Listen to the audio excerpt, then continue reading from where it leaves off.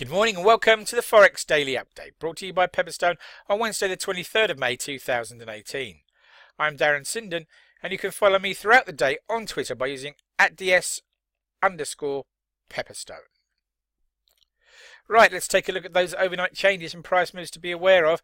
And once again, we've seen the dollar making gains against majors, against the euro, the British pound, the Australian and the New Zealand dollars. Quite significant gains against the Antipodean currencies.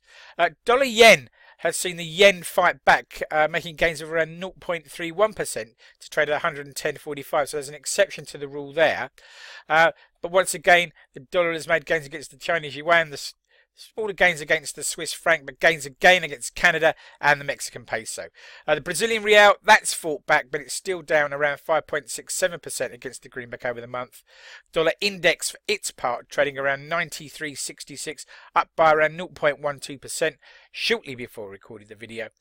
And just a quick word on cryptocurrencies. It's not turning out to be the best week for either Bitcoin or Ethereum, down by around 5.3 and 10.06%.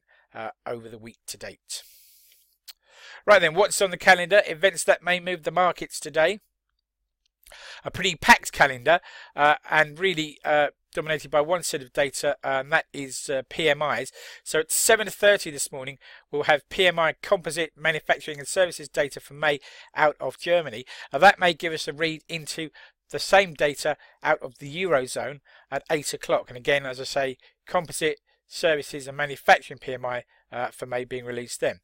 At the same time, we'll hear from the Reserve Bank of Australia's Governor Philip Lowe in a speech that he's making, and then at 8:30 a whole raft of UK inflation data is released for April, including retail price index, producer price index and consumer price index numbers. Fast forward then to 13:45 and to the USA for services PMI and composite PMI for May out of that country, accompanied at 1400 by new home sales for April. At 1800 we'll see the release of the FOMC minutes, the record of how members of the FOMC voted and spoke about US interest rate rises and the need for those and the frequency at which they should happen. And then at 18:15 we'll hear from a Fed Dove, a non-voting member but an influential one nonetheless, in the form of Neil Kashkari, who's speaking then. 22:45 we'll see the release of trade balance data for April out of New Zealand. Right then, breaking news and comment that's caught my eye.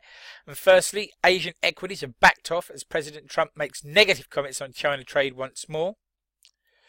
Japanese manufacturing PMIs came in at their weakest level for 9 months in May, down at 52.5, lower than the 53.8 level we saw in April. And speaking of April leading indicators in Australia signal the potential return of above-trend growth in the country. However, Q1 construction output data disappointed analysts.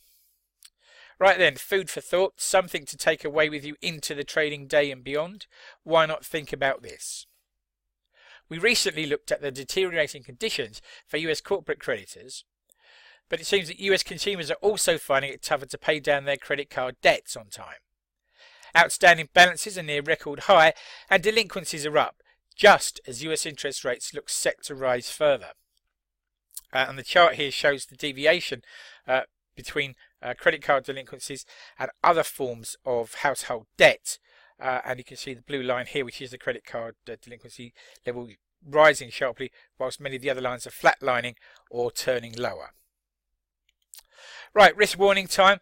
Please take a moment to read this. Trading CFDs and foreign exchange on margin can be a risky business. If you're in any doubt about those risks or the suitability of leverage products for you, then please do contact your Pepperstone account representative. Thank you for your time.